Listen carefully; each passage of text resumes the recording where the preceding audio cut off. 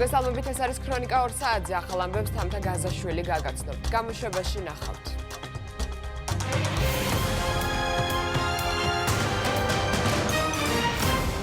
მამუკა ხაზარაძეს და ბადრი ჯაფარიძეს პარლამენტში უსმენენ. საგარეო ურთიერთობათა კომიტეტის ხდომა ცხარე კამათის ფონზე მიმდინარეობს.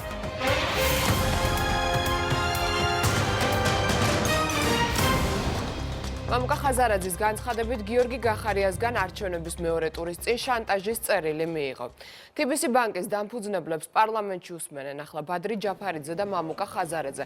კანონმდებელთა კითხვებს პასუხობენ, თუმცა იქამდე იყო სიტყვით გამოსვლა. მამუკა ხაზარაძემ 43 წუთიან მიმართვაში ქრონოლოგიურად გაიხსენა 2008 წლის მოვლენები და იმ ტრანზაქციის ისტორია, რომლის კანონიერებასაც პროკურატურა სწავლობს. კიდევ ერთხელ ისაუბრა ორკესტრირებულ შეტევაზე. გამოსვლის საინტერესო ფრაგმენტებს ნინო არღულიანი გაგვაცნობს. ნინო, რა განცხადებები გააკეთეს TBC-ის დამფუძნებლებმა? თამთა საკმაოდ ხმამაღალი განცხადებები გააკეთა მამუკა ხაზარაძემ საპარლამენტო ტრიბუნიდან, მაშინ როდესაც ის საკუთარი მოხსენებით წარსდგა და შემდეგ უკვე როდესაც დეპუტატების კითხვებს პასუხობდა. მამუკა ხაზარაძემ განაცხადა, რომ მუქარი შემცველი წერილი მან არჩევნების მეორე ტურამდე მიიღო შინაგან საქმეთა მინისტრ გიორგი გახარიასგან რაღაცის შესრულების სანაცვლოდ, ამბობს ხაზარაძე, თუმცა ამ რაღაცას ჯერჯერობით არ აკონკრეტებს და აქვე განმარტავს, რომ არ აპირებს ამ ეტაპზე არც მიღებული წერილის ზუსტი შინაარსი გაასაჯაროოს მედიასთან. მამუკა ხაზარაძემ დღევანდელ შეხვედრაზე დეპუტატებთან ასევე განაცხადა, რომ მას და ბადრი ჯაფარიძეს ეროვნული ბანკის პრეზიდენტი აშანტაჟებდა და ეს შანტაჟი უკავშირდებოდა ბანკის სამეთვალყურეო საბჭოდან მისი და ბადრი ჯაფარიძის გადადგომას. დღესვე საპარლამენტო ტრიბუნიდან მამუკა ხაზარაძემ სრული უნდობლობა გამოუცხადა რეგულატორს და განაცხადა, რომ აუცილებელია კობა გვენეტაძის პასუხისმგებლობის საკითხი დადგეს.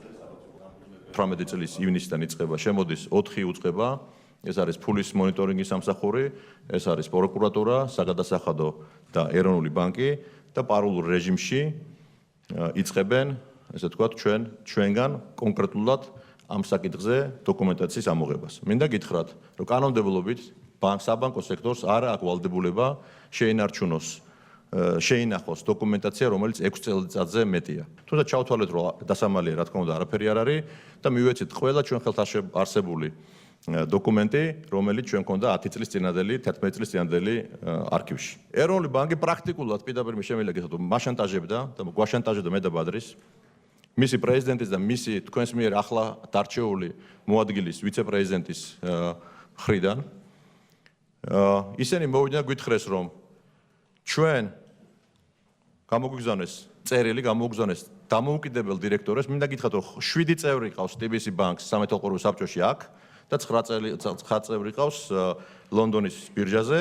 აქედან 5 წევრი, რომელიც საქართველოშია, არის ლონდონის ბირჟის მიერ არჩეული დამოუკიდებელი დირექტორები. გამოაგზავნეს წერილი, ესე იგი პირველი ჯარიმა მოვიდა 10,000 ლარზე, რომელიც ეთქვა მე ვიღაცამ დაუწუნა, რომ 10,000 ცოტაა. მე მივედი შევხვდი პრეზიდენტს და უთხრა, რომ ჩვენ 10,000-ს არ გადავუხდით, იმიტომ რომ ეს არ არის 11 წლის წინადელი ამბავი, არ არის სწორი, როგორც თქვენ მიყავთ. შემდგომ გამოუშვეს ახალი დეპარტამენტი, დაგვარიცხეს მილიონი ლარი, გამოაგზავნეს ჯარიმა ბანკზე და გამოაგზავნეს წერილი დამოუკიდებელ დირექტორებთან, სადაც მოითხოვეს, რომ ესე ვთქვათ, განეხილათ ჩემი და ბადრის ბანკში დარჩენის ესე ვთქვათ, მიზანშეწონილობა, თუ არა და ისინი გამოსცემდნენ ბრძანებას ჩვენი გადაყენების შესახებ, ან მოითხოვდნენ ბუფერული კაპიტალის გაზრდას, ანუ პრაქტიკულად დაგვემუქრნენ. მე მივედი ეროვნული ბანკის პრეზიდენტთან და უთხარი, რომ ჩვენ მზათა ვართ გადავდგეთ თავმჯდომარეობიდან და მოადგილეობიდან, რახანაც რეგულატორი ხართ და ჩვენ პატივისცემთ რეგულატორს და მინდა გითხრათ, რომ ჩვენ არასდროს პრობლემა რეგულატორთან არ ქონია და რაიმე კამათი და ამ შემდეგ. მათ თქვეს, რომ არა, თქვენი თავმჯდომარეობა და მოადგილეობა არ არის საკმარისი, თქვენ საბჭოდანაც უნდა წახვიდეთ. პირველი განცხადებიდან მეორე განცხადებამდე ჩვენმა ინვესტორებმა 200 მილიონი დოლარი ზარალი მიიღეს. მე ვეუბნები, რომ მოგვეცით წერილი, რომ ეს საკითხი არაფერ კავშირში არ არის ფულის გაერთიანებასთან დაკავშირებით. ვეუბნები ეროვნული ბანკის პრეზიდენტს და მის ვიცე-პრეზიდენტს. მეორე დღეს ვიღებ წერილს, ვიღებ WhatsApp-ით წერილს და სადაც წერია, რომ ეს არის წერილი, გახაზული მაქვს, სადაც წერია, რომ ჩვენი კომპეტენციის ფარგლებში ეროვნული ბანკი მწერს. ანუ წერილის ნიმუშია. არანაირი კრიმინალური და ფულის გაათრების საკითხი არ არის. საკითხი ეხება ინტერესთა კონფლიქტს. ინგლისურად ამას ქვია blackmailing, ქართულად ქვია მას შანტაჟი. მეუთხარი, მე მირჩენია თქვენ მომხსნათ, იმიტომ რომ ეს არის დისკრიმინაცია, ეს არის უფლებების შელახვა და არაპროპორციული ზომები ჩვენს მიმართ. ამის მერე მოგდის 5 წერილი და ბანკის აქციები ისე ვარდება ყველაზე დაბალ ნიშნულზე. მე ვაკეთებ ძალიან ზომიერ განცხადებას, მივემგზავრები ბადესთან ერთად ლონდონში, რომ შევხვდი აქციონერებს და ბატონებო დამიჯერეთ, ტყუილია რომ ვიღაცამ გადაგვაყენა, ვიღაცამ გადმოგვაყენა. ეს იყო ჩემი გადაწყვეტილება, რომელიც დავწერე თვითმფრინავში, იმიტომ რომ კამბოჯაში მივემგზავრებოდი იაპონელებთან შეხვედრაზე და გადავდექი სწორედ იმის გამო, რომ ბანკი მთლიანად არ ჩამოქცეულიყო. არჩევნების მეორე ტურის წინ მე ვიღებ წერილს ერთ-ერთი ძალიან მაღალ ჩინოსნისაგან, რომელშიც პირდაპირ მუქარით გვეუბნება, რომ ისინი ჩვენ რეპუტაციას დაანგრევენ ადგილზე და საერთაშორისო ასპარეზზე. ეს წერილი მე მაქვს. მე ძალიან გამიკვირდა, რომ ესეთი წერილი დაწერეს და სიტყვიერად არ გვითხრეს ეს ყველაფერი. მე ვაგრძელებ დავას ეროვნულის წინააღმდეგ და პროკურატურის წინააღმდეგ. მე გავაგრძელებ დავას საქართველოში და მის ფარგლებს გარეთ, იმიტომ რომ მე ვთვლი, რომ ეს რაც ჩვენს წინააღმდეგ მოხდა, ცილდება ყოველგვარ ნორმას, ზღვარს და ასე შემდეგ. არც ბანკს ვეფარები და არც ანაკლიეს. მე გადავდექი, რომ არ შემეყენებინა ბანკი ძლიერ მდგომარეობაში, სრულუნდობლობას უცხადებ. ესე ვთქვათ, ეროვნული ბანკის პრეზიდენტის და ესე ვთქვათ, მისი მოადგილის კომპეტენციას და მინდა რომ დადგეს, მე არ ვიცი, მაქვს თუ არა ამის უფლება, ეს თქვენ უნდა გადაწყვეტოთ, მაგრამ მე როგორც მოქალაქე და ამ ინდუსტრიაში ჩაფლული ადამიანი 27 წელი, რომ მისი პასუხისმგებლობის საკითხი დადგეს და მეორე მოვითხოვ, ასევე არ ვიცი, მაქვს თუ არა ამის უფლება და როგორ არის პროცედურულად, რომ შეიქმნა სპეციალური კომისია, სადაც ყველა იმ დეტალს, წერილს და კიდევ ბევრ ნიუანსს უკვე ესე ვთქვათ, გაგაცნობთ და ჩაგაყენებთ საქმის ხორცში. წერილი იყო შინაგან საქმეთა მინისტრისგან მოწერილი ბატონი გახარიასგან. უკაცრავად შეიძლება წაგვიკითხო წერილი? ან მედიას მაინც გადასცეთ მოგვიანებით? მე მინდა რომ ესე ვთქვათ, არ აღმოჩნდე იმ სიტუაციაში, რომ წერილები დავიწყო სირბილი, ესე ვთქვათ, იმის რა ქვია, ამ მედიის და ჟურნალისტების წინაშე რა.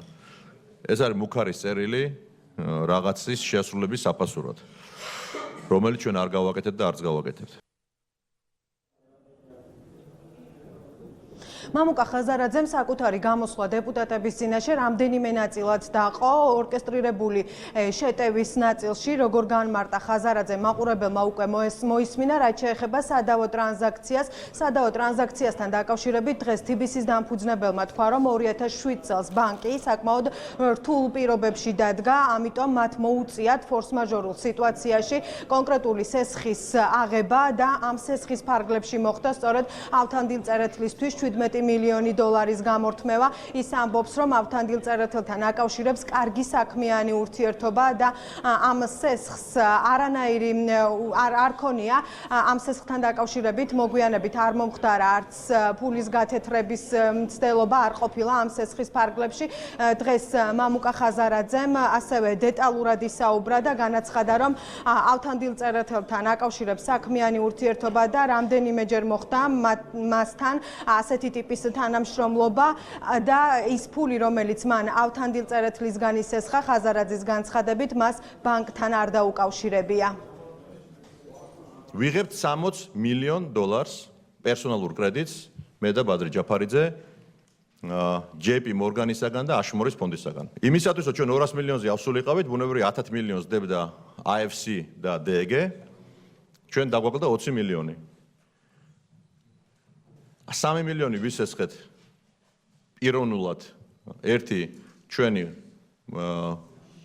მეგობარი ფრანგისგან, რომელიც იყო ბორჯომის იმ დროს ბორჯომის გენერალური დირექტორი, რომელიც ჩვენთან 17 წელია მუშაობდა, მან თავის პირადი სახსრები მოგცა 3 მილიონი და ორ ქართულ ბიზნესმენთან უცბად, იმიტომ რომ სასწრაფოდ იყო ამის გაკეთება საჭირო, ორ ქართულ ბიზნესმენთან, მეორეს არ დავასახელებ, საკმაოდ ცნობილი პიროვნება, მეორე გახლავთ ავტოწერეთელი, თხოვნით მიმართეთ, რომ სასწრაფოდ გჭირდება 17 მილიონი. ბუნებრივია კითხვა დაისვა, რომ რატო გჭირდებათ? უთხარით, აი, JP Morgan-მა ზუსტად ესეთი პირობებით მოგცა 60 მილიონი, ეს არის გარანტია გადახდის. ხურავთ ამ გარიგებას აგვისტოს შუა რიცხვებში და გვჭირდება მოკლევადიანი სესხი თქვენგან იმისათვის, რომ ეს თანხა ჩაირიცხოს. რატომ გასცა TBC ბანკმა ავთანდილ წარათელზე 17 მილიონიანი სესხი განსხვავებული რეჟიმით? ეს იყო ერთ-ერთი კითხვა, რომელიც ბანკის დამფუძნებლებთან დაისვა. დღეს დეპუტატები ძირითადად მამუკა ხაზარაძისგან და ბადრი ჯაფარიძისგან დაინტერესდნენ, ვინ დგას ორკესტრირებული შეტევის უკან, ვინ არის დირიჟორი. დაისვა ასეთი კითხვაც. ევროპული საქართველოს წევრებმა კი დღეს კომიტეტის ხტომაზე განაცხადეს, რომ მზად არიან შექმნან ამ თემაზე საგამოძიებო კომისია და დეტალური ინფორმაცია მიიღონ, მათ შორის ისეთი ინფორმაცია, რომელიც დღეს შეიძლება კომიტეტის ხტომაზე არ ითქვას. ევროპული საქართველოს წევრებმა საკუთარი კითხვის დროს განმარტეს, რომ აუცილებელია საზოგადოებას ამ თემაზე კონდეს მეტი ინფორმაცია. სწორედ ამიტომ არ არის გამორიცხული საგამოძიებო კომისია TBC ბანკის დამფუძნებლების გარშემო განვითარებულ პროცესებთან დაკავშირებით უახლოეს პერიოდში შეიქმნას. დეპუტატების კითხვების ნაწილს უკვე უპასუხეს TBC ბანკის დამფუძნებლებმა, მათ შორის პასუხები მხოლოდ მამუკა ხაზარაძისგან არ ყოფილა. დღეს დეპუტატების კითხვებს უპასუხა ასევე კიდევ ერთმა დამფუძნებელმა ბადრი ჯაფარიძემ. მე შეცდომა დაუში პირდაპირ გეუბნებით, რომ ერთ-ერთ ესეთ შეხვედრაზე ვიყავ. შეცდომა დაუში. თქვენ იცით რა შეხვედრაზე ვსაუბრობ. ეს ხო წარმოუდგენელი შეხვედრა. რომელსაც ვნანობ, მაგრამ იმ განწყობით მივედი, რომ იქნებ რაღაცა გადაწყვეტს. ამიტომ მოდით რა თვალებში უყუროთ ერთმანეთს და გულსველები ვიყოთ. აქ არ არის ლაპარაკი, მე ყველას პატივს გცემთ, არა ვარ აქ მოსული, რომ ან ოპოზიციის გული მოვიგო, ან პოზიციის გული მოვიგო. აქ მოვედი მე ქართველებთან, ადამიანებთან, რომელთაც გვინდა ხვალ ახალი ცხოვრება და ერთად რაღაცა გავაკეთოთ. ამ მდგომარეობაში კიდევ ვიმეორებ რა. მე მირჩენია მოვიდნენ ჩემთან და მითხრა, რომ იცი რა, ზედმეტი ხარ რა აქ, არა, მაგრამ ამ ქვეყნიდან მე არ წავალ პირდაპირ გეუბნებით. არ წავალ რა, არცად არ წავალ. იმიტომ 27 წელი მე და ბადრიმ და ჩემმა გუნდმა 10,000-მა კაცმა შევალიეთ აქაურობას, იმიტომ რომ აქ უნდა ვაკეთოთ ჩვენი საქმე. ესე გვჯერა ჩვენ. ესე თქვა, წუხვა არ ამდგომავ, ძალიან მშვენიერ მდგომარეობაში ვარ, იმიტომ ესეთ მდგომარეობაში მე არავის არ ყოფილა პირდაპირ გეუბნებით, იმიტომ რომ ვამბობ სიმართლეს, ხმამაღლა ვამბობ სიმართლეს. და არ ვეუბნები მარტო ჩემი გუნდის წევრებს და არ ვლაპარაკობ კულისებში. ამიტომ მე კიდევ ვიმეორებ, არ მაინტერესებს როგორც ბიზნესმენს, ან ნოლები ანგარიჟი, ან მოგება თუ არ იქნება თავისუფლება და თუ არ იქნება ადამიანები, თუ არ იქნებიან, რომელსაც აქვთ შეზღუდო. თუ იქნება შეზღუდო, აქ არაფერი არ გამოვა რა. თქვენ ახსენეთ, რომ კაპიტალის ადეკვატურობის ნორმა იყო დარღვეული, ეს 2008 წლის აგვისტოს ომამდე ბანკი ნელა გადიოდა ბიზნესიდან. ეს ნიშნავს თუ არა, რომ პრაქტიკულად კრიზისი ბანკს უკვე ჰქონდა ომამდე. ავიღოთ მაგალითად ეროვნული ბანკის აქტი, რომელიც მათ გამოაქვეყნეს. სადაც ბოლოში წერია ესეთ რამ, რომ 2008 წლის ბოლოს ბანკმა დაჩქარებული წესით ჩამოწერა 17 მილიონი დოლარი, გაიტანა ბალანსგარეთ, დაჩქარებული დაიმახსოვრეთ სიტყვა დაჩქარებული წესით და აქციონერების მოგება შემცირდა, ბანკის მოგება შეამცირა 15 მილიონი დოლარით. ხა რატომ არ არის ეს დასკვნა ადეკვატური და ობიექტური? იმიტომ რომ ჩვენ გვახსენდება რა ხდებოდა 2008 წლის ბოლოს. ინფორმაციის ბანკდავით მინდა გითხრათ, რომ თლიანად 2008 წლის ბოლოს საბანკო სექტორში დარეზერვდა 800 მილიონი ლარი. 800 მილიონი ლარი, იმიტომ რომ იყო სრულიად კატასტროფული მდგომარეობა შექმნილი, რამდენადაც რუსეთის არმია იმყოფებოდა 90 კილომეტრში თბილისიდან. შესაბამისად აქ სესხებზე კი არ იყო საუბარი, იყო გადარჩენაზე საუბარი ზოგადად. ამიტომ საუბარი დაჩქარებულ ჩამოწერაზე ეს არამხოლოდ არაობიექტურია. ჩემი აზრით წინააღმდეგობაში მოდის სინდისთანაც, იმის გამო რომ ამ დროს უდიდესი ბანკები ვერ გადარჩნენ. სახელმწიფოს ჩარევის გარეშე უდიდესი, მსოფლიოს უდიდესი ბანკები, მამუკამ დაასახენა Lehman Brothers, ABN AMRO, მაგალითად, უდიდესი ჰოლანდიური ბანკი, Royal Bank of Scotland, უდიდესი ბრიტანული ბანკი გაკოტრდნენ მეგობრებო და ჩვენ გავიარეთ პერიოდი, როდესაც რუსეთის ჯარი იდგა 90 კილომეტრში, ნებისმიერ მომენტში შემოჭრას ველოდებოდით და პლუს იყო გლობალური ფინანსური კრიზისი. მინდა ანაკლიის თემით დავიწყოთ ბატონო მამუკა, როგორც ვიცით, ანაკლიის საკითხი ძალიან მნიშვნელოვანი ჩვენი ქვეყნისთვის, ეს კონსტიტუციურ დონეზეც კი გვაქვს გაწერილი. მე გთხოვთ საზოგადოებას ერთხელ კიდევ განუმარტოთ მთავრობასთან მიმართებაში რა მოცემულობის წინაშე ვდგევართ, გავითვალისწინოთ ალბათ ყველა ნიუანსი, ის თუ რამდენჯერ მოხდა გადავადება ვალდებულების შესრულების და სახელმწიფოს თვითონ დამოკიდებულება ამ საკითხთან მიმართებაში. ბატონმა მამუკამ განაცხადა, რომ მას იყო ორკესტრირებული შეტევა. ცხადია ორკესტრს ყავს დირიჟორიც. საზოგადოება შეიძლება თავად ხვდებოდეს ორკესტრსაც და დირიჟორსაც და მე განსაკუთრებით, მაგრამ ალბათ ურიგوار იქნება, რომ ეს თავად ბატონმა მამუკამ ბრძანოს. ბატონ მამუკას თავისი ვერსია აქვს, რატომ განიხილავს ის ამას ორკესტრირებულ ზეწოლად და მეც მაინტერესებდა ის თulis თუ არა საჭიროდ რომ ეს ხმამაღლად გამოთქვას მისი ვერსია თუ რატომ განიხილავს ის ამ პროცესს როგორც ორკესტრირებულ ზეწოლად. თქვენ ვის უკავშირებთ, ვინ დგას ამ ყველა სახელმწიფო ინსტიტუტის და სახელმწიფო რგოლის უკან, ასევე რო გვითხრათ თუ შეიძლება იმ ოფისის მისამართი, რომელიც თქვენ დაადგინეთ, რომელიც იყო თქვენზე განხორციელებული ჰაკერული შეტევის იარაღი და აქვე მინდა დავაფიქსირო, რომ ევროპული საქართველო მზად არის, რომ ყველა პროცედურების დაცვით მოითხოვოს შესაბამისი სპეციალური საპარლამენტო კომისიის შექმნა, რომელიც დეტალურად შეისწავლის თქვენთან დაკავშირებულ საკითხს. არის კითხვები, რომელიც პირადად ჩემში ძალიან დიდ დისკომფორტს აჩენს, თუნდაც ის ფაქტი, რომ 11 წლის წინანდელი საქმით პროკურატურა ესე დაინტერესდა, მაშინ როცა მე თავის შემიძლია დავდრო ათასობით ადამიანის განცხადება დებს პროკურატურაში, ეს ხალხი ჩვენ მოგმართავს თხოვნით, რომ იყოს შესაბამისი რეაგირება და რეაგირება ამ განცხადებებზე არ არის. აქ უმეტესწილად ჩვენ ლაპარაკობთ ეროვნულ ბანკსა და ასე ვთქვათ პროკურატურაზე, მაგრამ არავინ ახსენებს თავრობის ქვეშ არსებულ ფინანსური მონიტორინგის სამსახურს, რომელმაც მისცა ბიძგი ამ ყველაფერს და პირდაპირ გეუბნებით, რომ საზოგადოებამ არ იცის ამ სამსახურის ხელმძღვანელის სახელი და გვარიც კი და მისი გამოცხადება ასევე ამ კომიტეტზე აუცილებელია იმისათვის, რომ საიდან დაიწყო ეს და რა იყო ბიძგი ამ გამოძიების ჩვენ გავიგოთ. ასევე ბატონო ირაკლი კომიტეტის უფლებამოსილება 37 მუხლის მესამე ნაწილი, რომლის მიხედვითაც უკვე კომიტეტის ფარგლებშიც შეგვიძლია სხვადასხვა ადმინისტრაციული ორგანოებიდან, მათ შორის პროკურატურიდან მასალების გამოთხოვა და სწორედ კომიტეტის ფარგლებში საკითხის შესწავლის გაგრძელება. ასე რომ თუ იარსებობს პოლიტიკური ნება, საქართველოს პარლამენტის რეგლამენტი გვაძლევს სხვადასხვა საშუალებებს იმისთვის, რომ კიდევ უფრო მეტ კითხვებს გაეცეს პასუხი. საფინანსო საბიუჯეტო კომიტეტის ხდომა ჯერჯერობით არ დასრულებულა, ის კითხვა-პასუხის რეჟიმში გრძელდება და სავარაუდოდ ხდომა ჯერ არ დასრულდება, ვინაიდან ხდომაზე მყოფ თითქმის ყველა დეპუტატს აქვს კითხვა TBC ბანკის დამფუძნებლებთან. მადლობა, ეს ნინო არღულიანი იყო. 9 კამათით დაიწყო პარლამენტში საგარეო ურთიერთობათა კომიტეტის ხდომა. აქ რუსეთთან ურთიერთობის საკითხებში საქართველოს პრემიერ-მინისტრის სპეციალურ წარმომადგენელს დახურულ კარს მიღმა უსმენეს. სწორედ შეხვედრის დახურვამ გამოიწვია დისკუსია დეპუტატებს შორის. ნატა ბახულაძე განაგრძობს თემაზე საუბარს. ნატა, რა განცხადებები გაკეთდა კომიტეტზე, სანამ დარბაზ კამერები დატოვებდნენ? გაუზრდელი სადისტი, პოლიტიკური შოუ, პოლიტიკური ცირკი. ეს სიტყვები ისმოდა სოციალურ ხნის წინ საგარეო ურთიერთობათა კომიტეტის ხდომაზე. კამათი და დაპირისპირება დეპუტატებს შორის მას შემდეგ დაიწყო, რაც ოპოზიციამ გააპროტესტა კომიტეტის ხდომის დახურვა. მათ აინტერესებდათ, რომ კითხვებზე პასუხები საჯაროდ მიეღოთ, რაცაც კატეგორიულად ეწინააღმდეგებოდა მმართველი გუნდი. მმართველი გუნდის წევრები ადანაშაულებდნენ საკუთარ კოლეგებს, რომ მათ სურთ პოლიტიკური შოუს მოწყობა. ამ საკმაოდ რთულ თემასთან დაკავშირებით, რასაც ქვია საქართველოს და რუსეთის ურთიერთობები. არის ერთადერთი არგუმენტი დესტრუქცია მოახდინა და მეტი არ არის. ან ამ ფორმატში გინდა წავიყვანო ეს ხდომა და აზრი არ აქვს და თუ არ მოხდეს გადი რა.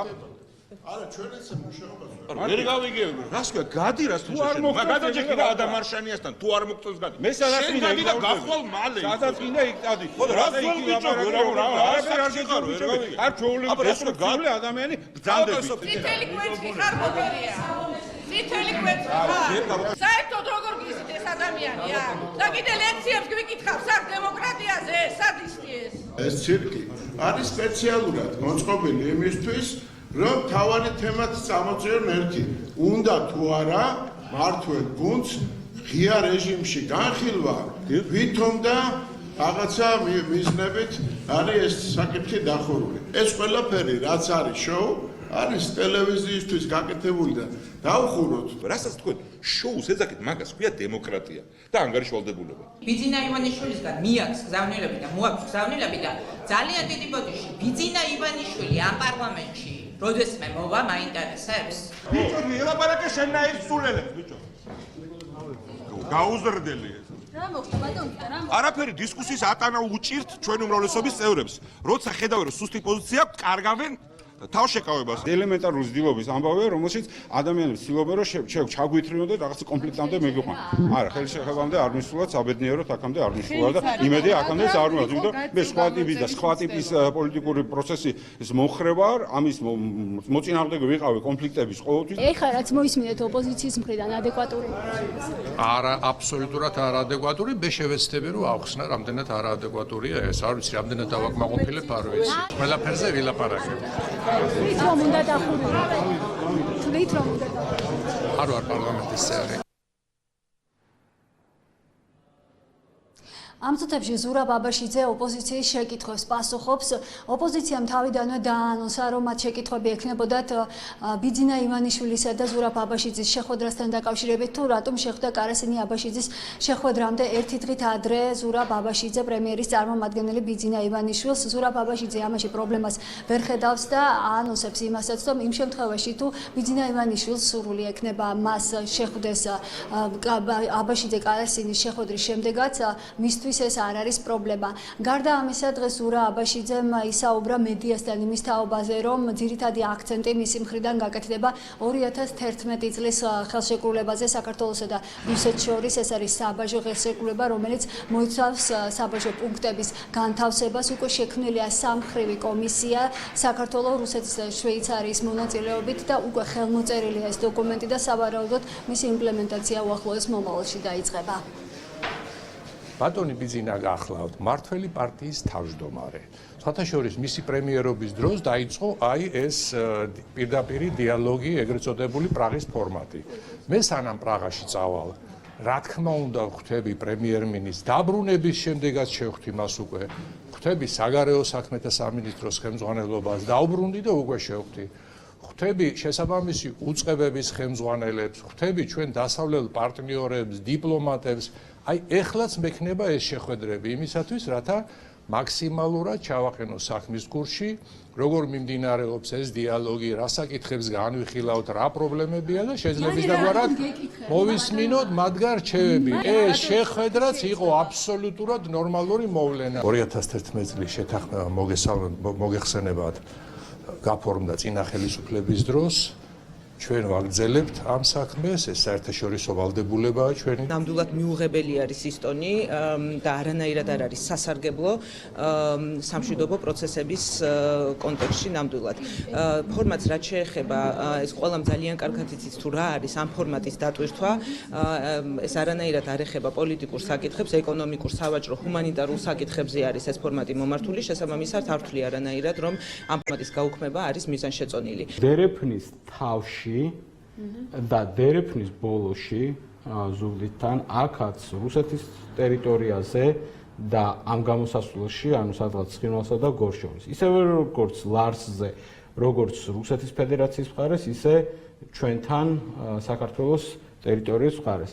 ყველგან უნდა დადგეს შვეიცარიული კომპანია SGS-ის წარმომადგენლები, რომლებიც გააკონტროლებენ რა ტვირთები შევა დერეფანში მისი ორივე მხრიდან. აბაშიძე კარასინის ფორმატში კიდე საქართველოს მხარე არასაკმარის ასე ვთქვათ, მიწოლას, ზეწოლას ახორციელებდა საერთაშორისო საზოგადოების მეშვეობით რუსეთზე, მაგრამ საბოლოოდ ხელი მაინც მოეწერა. საგარეო ურთიერთობათა კომიტეტის სხდომა, რომელიც ხმათა უმრავლესობით დაიხურა, სავარაუდოდ დასრულდება დაახლოებით 9 საათში, ვინაიდან 3-ზე ჩანიშნულია ბიუროს სხდომა საკანონმდებლო ორგანოში. მადლობა ნატა მახვილაძე, საუბრობდა პირდაპირ ეთერში. ბიძინა ივანიშვილის ხელმძღვანელობით ქართული ოცნების საათაო ოფისში საპარლამენტო უმრავლესობის სხდომა გაიმართება. შეხვედრა 16 საათზე დაიწყება. სხდომაზე სავარაუდოდ პარტიაში შექმნილ ვითარებასა და უმრავლესობიდან ცალკეული დეპუტატების გასვლის საკითხზე იმსჯელებენ.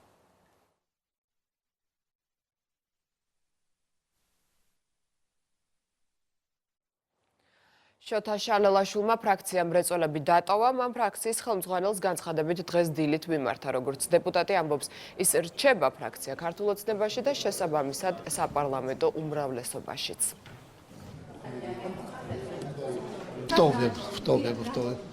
არ ვიყავი ფრაქციის წევრი არასოდეს, მე ხელოვნურად ვიყავი ამ ფრაქციაში მრეწველობას არასოდეს არ ვეკუთვნოდი და არც ვეკუთვნი. მაშინ რატომ შეხვედით და ეხლა რა არის ამის პოლიტიკური მიზეზი? რატომ იყო პოლიტიკური თხოვნა, რომ ფრაქცია ჩამოყალიბებულიყო და მაგიტომ შევედი. ვფიქრე, რომ ყველა ქართული ოცნების პლატფორმაზე ვიყავით და საერთო საქმეს ვაკეთებდით. რადგანაც ჩემი ფრაქციაში ქართულ მრეწველებში უკვე პრაქტიკულად აღარაფერი ამოიწურა ჩემი რესურსები, გადავწყვიტე გამოსულიყავით. ის ფრაქციაში გიხილავთ ეკაბესელიას? ქართულ ოცნებაში, რატომ ეკაბესელიაში? პარლამენტის თავმჯდომარის წინააღმდეგ. არა. პარლამენტის თავმჯდომარის წინ სხვა ანგარიშები იქნება, როცა დადგება დრო. რა? მირზა სუბელიანს 1 წელი და 1 თვე შეეფარდა. მოსამართლემ გადაწყვეტილება ცოტა ხნის წინ გამოაცხადა, თუმცა სასჯელის ნახევარზე მეტი 9 თვე ბრალდებულს უკვე მოხდილი აქვს. ვასილ დაბრუნდაშვილი ესწრებოდა პროცესს და პირდაპირ ეთერში გვერდდება. ვასილ, გისმენთ. მოსამართლემ მირზა სუბელიანთან დაკავშირებით საკუთარი გადაწყვეტილება გამოაცხადა სულ რამდენიმე წუთის წინ და განაჩენის მიხედვით მირზა სუბელიანს შეეფარდა 1 წლითა და 1 თვით თავისუფლების აღკვეთა, თუმცა უნდა აღინიშნოს, რომ საარჩევნო აღსრულების დაწესებულებაში მირზა სუბელიანს 9 თვე უკვე გატარებული აქვს, რაც ნიშნავს იმას, რომ მას ციხეში კიდევ 4 თვის გატარება მოუწევს. ჩვენ შეგვიძლია მოსამართლის გადაწყვეტილების ნაწილი მოვისმინოთ. მირზა სუბელიანის მიმართ წარდგენილი ბრალდება საქართველოს სისხლის სამართლის კოდექსის 376-დან გადაკვალიფიცირდეს ამავე კოდექსის 375-ზე და მას სასჯელის სახით განესაზღვროს თავისუფლების აღკვეთა 1 წლისა და 1 თვის ვადით. მირზა სუბელიანს სასჯელის მოხდის ვადაში ჩაეთვალოს პატიმრობაში ყოფნის პერიოდი, რომლის საფუძველს დაიწყოს მისი ფაქტობრივი დაკავებიდან 2019 წლის 9 ივნისიდან.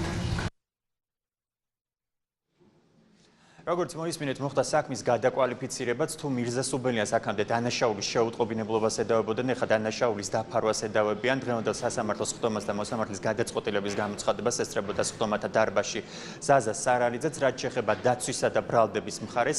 მათი კომენტარებიდან ირკვევა, რომ შესაძლოა მოსამართლის ეს გადაწყვეტილება ორივე მხარემ შემდგომ ინსტანციაში გაასაჩივროს. ჩემი მიზანი არ არის აქ წლები ვინმე გამოიკეტოს. ჩემი მიზანი არის ამ საქმეზე ჭეშმარიტების დადგენა და აუცილებლად დადგება. თავარია, რომ ბრალდებულია და მხოლოდ იმ ნაწილში, შეუტყობინებაში, დანარჩენ გამოძიება დაადგეს. რა ბრალი შეიძლება კიდევ წაიყენოს მომავალში მირზა სუბელიანს. მირზა სუბელიანს პატიმრობაში გატარებული ვადა ჩაეთვლება სასჯელის მოუხდელ ნაწილში.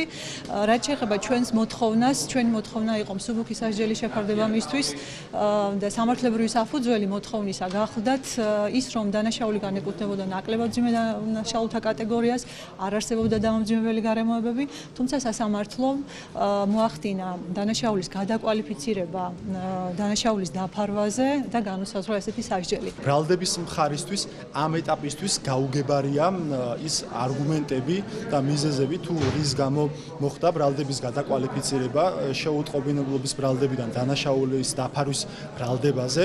მას შემდგომ, რაც ჩვენ მივიღებთ და ჩავიბარებთ აღნიშნულ გამამტყუნებელ განაჩენს და გავიცნობით ამ განაჩენის სამოტივაციო ნაწილს, შესაბამისად უკვე მივიღებთ გადაწყვეტილებას ხსენებული განაჩენის გასაჩივრებასთან დაკავშირებით. დღევანდელ სასამართლოს სხდომაზე დასკვნითი სიტყვით ისარგებლა თავად მირზა სუბელიანმა, მან სამძიმარი გამოუცხადა კიდევ ერთხელ დაღუპული მოზარდების ოჯახის წევრებს და მშობლებს. აღსანიშნავია ის ფაქტი, რომ მირზა სუბელიანი ამ საქმესთან დაკავშირებით გასული წლის ივნისში დააკავეს. მადლობა თბილისის საქალაქო სასამართლოდან ვასილ დაბრუნდაშვილი საუბრობდა. არასამთავრობო სექტორი მოსამართლეთა შერჩევის კრიტერიუმებსა და პროცედურებზე მსჯელობს. კოალიციის დამოუკიდებელი და გამჭვირვალე მართლმსაჯულებისათვის შეფასებით, უზენაესი სასამართლოს მოსამართლეთა წარდგენა და არჩევა უნდა მოხდეს მხოლოდ იუსტიციის უმაღლესი საბჭოს შემადგენლობის განახლების და შესაბამისი საკანონმდებლო ცვლილებების შემდეგ. ამასთან კოალიცია მიიჩნევს, რომ არჩევის პროცესში დაცული უნდა იყოს ძირითადი პრინციპები. დამსახურებაზე დაფუძნებული მიდგომის უზრუნველყოფა, არჩევის პროცესის გამჭვირვალობა და ღიაობა, ასევე პროცესის ობიექტურად და მიუკერძოებლად წარმართვა. მნიშვნელოვანი საკითხი იყო ჩვენი მხრიდან დაყენებული. ეს იყო ის თუ როგორ უნდა მომხდარიყოს ის ნომინირება და ჩვენ საუბრობთ 2/3-ის პრინციპით, როგორც მოსამართლე წევრების საბჭოსი, ასევე არამოსამართლე წევრების მხრიდან, ასევე ჩვენ საუბრობთ, რომ უზენაეს სამართლოს მოსამართლეების კანდიდატებად არამხოლოდ მოსამართლეობის გამოცდა ჩაბარებული პირები უნდა ყოფილიყვნენ და ეს არის მათ შემოთავაზება, როგორც ჩანს, თუმცა ჩვენ საუბრობთ, რომ ეს კარი უფრო ღია უნდა იყოს. ხადი ხდება ჩვენთვის, რომ პარლამენტი ამ ეტაპზე არაპირებს დათმოს კლანის ერთპიროვნული ძალაუფლება იუსტიციის უმაღლეს საბჭოში და მათი ძალაუფლება თავად გადაწყვიტონ, ვინ იქნებიან ნომინირებული უზენაეს სასამართლოს მოსამართლეობის კანდიდატებად. ჩვენთვის ეს საკითხი პრინციპულად მნიშვნელოვანი საკითხია, ისევე როგორც მნიშვნელოვანი არის, რომ გახსნილი იყოს კონკურსი იმ ადამიანებისთვის, რომლებსაც არ აქვს ჩაბარებული მოსამართლის საკვალიფიკაციო გამოცდები, მაგრამ არიან სხვა გამოცდების მონაწილეები და ჩაბარებული აქვს, მათ შორის ადვოკატთა ასოციაციის წევრები, პროკურორები. ჩვენთვის პრინციპულად მნიშვნელოვანია, რომ იუსტიციის უმაღლესი საბჭოს წევრებს ასევე არ მიეცეთ საშუალება თავად იღებდნენ მონაწილეობას საკუთარი თავის შესახებ გამართულ კენჭისყრაში. პარლამენტმა ბავშვთა უფლებების კოდექსის განხილვა დაიწყო. საკანონმდებლო პაკეტის დეტალებზე ავტორმა კომიტეტების გაერთიანებულ ხდომაზე ისაუბრა. სოფოკილაძემ კოდექსის შინაარსი და მთავარი პრინციპები მიმოიხილა, მოისმინა შეკითხვებიც. როგორ დაიცავს კოდექსი ბავშვებს ინტერნეტის მავნე ზეგავლენისგან, რას ნიშნავს ბავშვებზე ძალადობა, რისი უფლება უნდა ქონდეს ბავშვს, ეს იყო ის ძირითადი საკითხები, რითიც დაინტერესდნენ შეხვედრის მონაწილეები. ჩვენ გვჭირდება ერთიანი სახელმწიფოებრივი ხედვა, ძლიერი ხედვა, რომელიც უზრუნველყოფს თითეული ბავშვის კეთილდღეობას. გარკვეული პრობლემატური საკითხი არის საცეკვაო კლუბებში, ანუ ღამის კლუბებში ბავშვების არასრულწლოვნების ჩართულობა, სადაც ხდება მათი ჩართვა იგივე ნარკოტიკების მოხმარებაში, პროსტიტუციაში და ასე შემდეგ. ეს, რა თქმა უნდა, არის ჩვენი ერთ-ერთი საზრუნავი, რასაც აუცილებლად სახელმწიფომ უნდა მიხედოს და ამაზეც არის ბავშვის კოდექსში საუბარი. ასევე ჩვენ მოვახერხებთ იმას, რომ ის საფრთხეები, რომელიც მოდის ინტერნეტიდან, მაგალითად ძალადობის, უხამსობის შემცველი შინაარსები, ასევე ისეთი საშინელი თამაშები, რაც არის ლურჯი ვეშაპი და მსგავსი თამაშები, რომელმაც არაერთი ბავშვის სიცოცხლე იმსხვერპლა და ჯანმრთელობა და ფსიქიური ჯანმრთელობა პირველ რიგში. რა თქმა უნდა, ამასაც ჭირდება შესაბამისი ნაბიჯების გადადგმა და ამაზე არის ბავშვის კოდექსში სწორედ საუბარი. კოდექსში ადმინისტრაციულ სამართალდამდარღვევათა კოდექსით გათვალისწინებულია ჯარიმები, თუ არასრულწლოვანს ჩააბავს ისეთ სამუშაოში, რომელიც ხელშეუშლის განათლებაში. ხო? ეხლა მე მგონია, რომ ეხლა 5-6 წლის არა, მაგრამ 12-13 წლიდან ყველა არის ჩაბმული ეგეთ რაღაცაში. არ შეიძლება რომ რამეში იყოს ჩაბმული ბავშვი და ის განათლებაში ხელს არ უშლიდეს.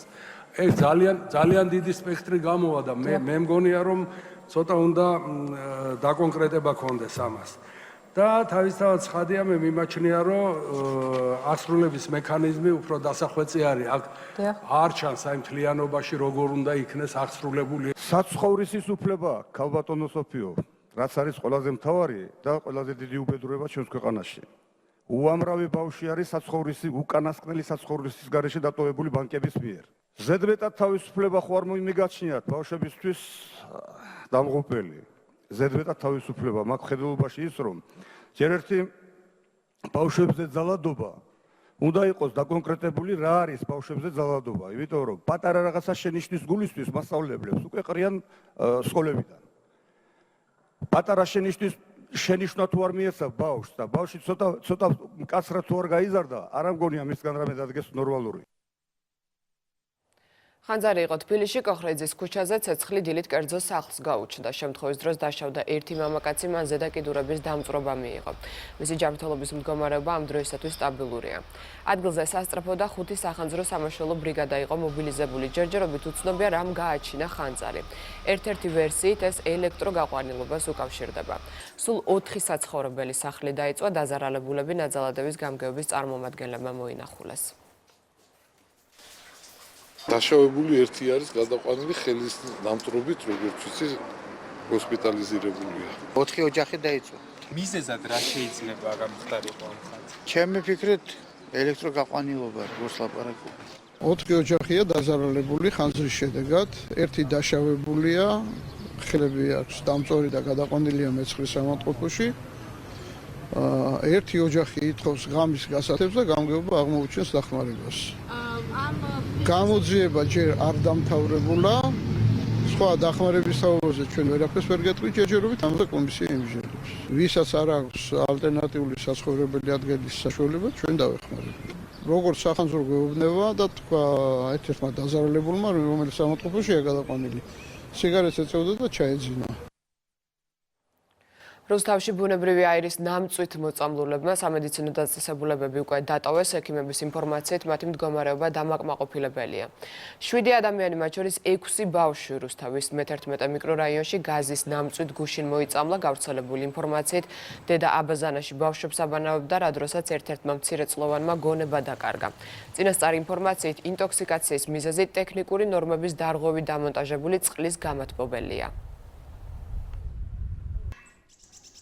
გასულ ღამეს CO2 ინტოქსიკაციაზე ალბათ საუბარი, მოყვანილი არის ერთი შუახნის ხალბატონი სასწრაფო დახმარების მიერ. დაახლოებით 00 საათზე და 5 წუთზე. ხალბატონის მდგომარეობა მალევე დასტაბილურდა და გაშვებულია ბინაზე დამაკმაყოფილებელ მდგომარეობაში. სასწრაფო დახმარების ბრიგადის მიერ მოყვანილი იქნა 6 ბავშვი. 6-ვე ერთი ოჯახიდან CO2 ინტოქსიკაციით.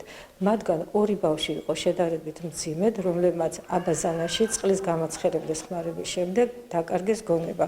ხოლო დანარჩენი 4 შედარებით მსუბუქი. მათ გამოხატული ჰქონდათ მსუბუქი ნიშნები, როგორც იყო თავის ტკივილი, გულისრევა, საერთო სისუსტე. ბავშვებს გაეწიათ დახმარება და უკვე გაწერილი არიან ბინაზე. საქართველოში სამუშაო ვიზიტით ჩამოვიდა საფრანგეთის საპენსიო რეფორმის აღმასრულებელი დირექტორი ოლივერ რუსო 2 დღის განმავლობაში გამართავს შეხვედრებს. ის უკვე შეხვდა საქართველოს საპენსიო რეფორმის დირექტორს. განიხილეს რეფორმა, რომელსაც საფრანგეთის განვითარების სააგენტო მხარს უჭერს. საფრანგეთის განვითარების სააგენტო არის აქტიურად ჩართული საპენსიო რეფორმის იმპლემენტაციის მხარდაჭერაში.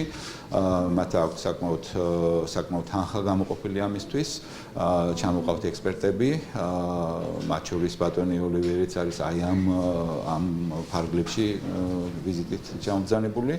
ასევე ისინი გარკვეული მიმართულებებით ქირავენ ჩვენთვის უცხოელ, მათ შორის უცხოელ ექსპერტებს, ადგილობრივ ექსპერტებს და რომლებიც გვეხმარებიან რეფორმის იმპლემენტაციაში. ჩვენი პირველი რეკომენდაცია იქნება ის, რომ დაარწმუნოთ ადამიანები, რომ ეს არის საკმაოდ ხანგრძლივი პროცესი და სწრაფად არ გაკეთდება. თუმცა ეს არის ძალიან მნიშვნელოვანი პროცესი ქვეყნის მომავლისთვის. თქვენ შეგიძლიათ ის გამოიყენოთ მაგალითად ინფრასტრუქტურის, ბაზრის გასავითარებლად. ეს არის ძალიან დიდი ინსტრუმენტი ქვეყნის განვითარებისთვის, მაგრამ ისევ გავიმეორებ, რომ ხალხმა უნდა იცოდეს, რომ ამ ყველაფერს დრო სჭირდება და სწრაფ შედეგებს არ უნდა ელოდოთ. დღის სხვა ამბებზე ვისაუბრებთ რეკლამის შემდეგ, ასე რომ დაგველოდეთ.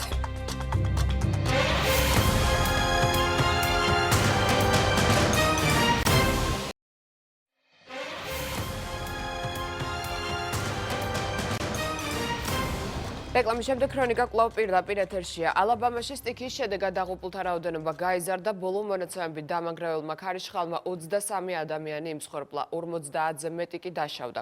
რამდენიმე დაშავებულის მდგომარეობა კრიტიკული არის, გამოც მსხვერპლის შესაძლოა გაიზარდოს. სტიქიური უბედურების ზონაში სამაშველო სამუშაოები უწყვეტ რეჟიმში გრძელდება.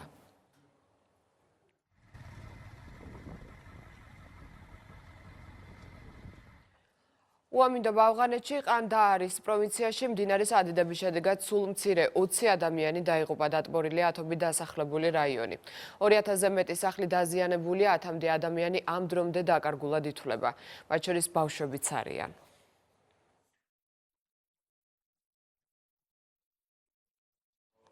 ესტონეთის საპარლამენტო არჩევნებში მემარჯვენე ცენტრისტულმა რეფორმისტების პარტიამ გაიმარჯვა. ცენტრალური საარჩევნო კომისიის ინფორმაციით, მმართველი ცენტრისტების პარტია მეორე ადგილზეა. რეფორმისტების პარტიამ, რომელსაც ყოფილი პარლამენტარი კაია კალასი ხელმძღვანელობს, არჩევნებში ხვეთა 29%, ცენტრისტების პარტიამ კი 23% მოიპოვა.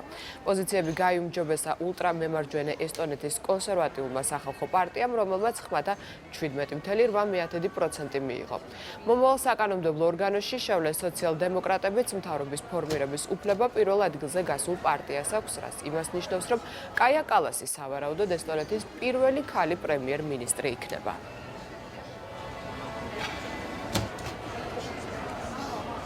კომპანია Huawei-ის ფინანსურმა დირექტორმა მენ ვანჩ ჟოუმ კანადის ხელისუფლებას, პოლიციას და სასაზღვრო სამსახურს უჩივლა. მოსარჩელის თქმით, კანადელებმა მისი კონსტიტუციური უფლება დაარღვიეს, როდესაც ვანკუვერში დააკავეს, სარჩელში წერია, რომ სასაზღვრო სამსახურის თანამშრომლობა ისე ჩაატარეს დაკითხვა და გაჩხრიკეს ვანჩ ჟოუ, რომ არ განუმარტეს მისი უფლებები, მათ შორის ადვოკატის ყოლის უფლება. ვანჩ ჟოუ კანადაში გასულ წელს შეერთებული შტატების თხოვნით დააკავეს, მას ირანთან დაწესებული სანქციების დარღვევას და თაღლითობაში ადანაშაულებენ.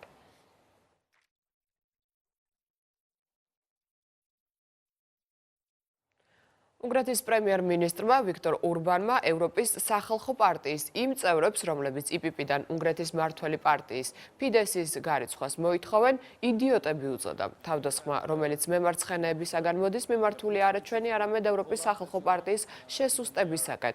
თუ ჩვენ აღარ ვიქნებით ისინი თავს დაესხმებიან იტალიელებს, შემდეგ კი ავსტრიელების ჯერიც დადგება. ისინი დაყავი და იბატონეს ტაქტიკით მოქმედებენ, განაცხადა ურბანმა.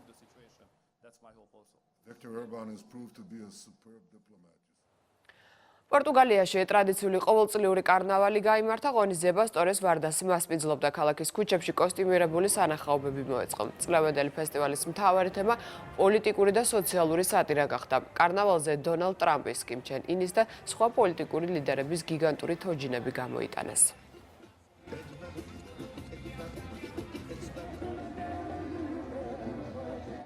და ბოლოს კვლავ საქართველოს ჯორჯ ვოთერენ პაუერი განცხადებას ავრცელებს, რომლის მიხედვით ხვალ დიდ დიღომში როსტევანის ქუჩის 5 ნომრის მიმდებარედ მაგისტრალურ ქსელზე ტექნიკურ სამუშაოებს განახორციელებენ, ამასთან დაკავშირებით კი რამდენიმე საათის განმავლობაში მაგისტრალური ქსელის წყლისაგან დაცლა არის აუცილებელი, რის გამოც დილის 11 საათიდან 6 მარტის დილის 8 საათამდე წყალმომარაგება შეეზღუდება საბურთალოს დიდ ნაწილს, ასევე დიდი დიღმის და დიდუბის რამდენიმე ქუჩას. ქუჩების ჩამონათვალი შეგიძლიათ ნახოთ GVP-ის საიტზე.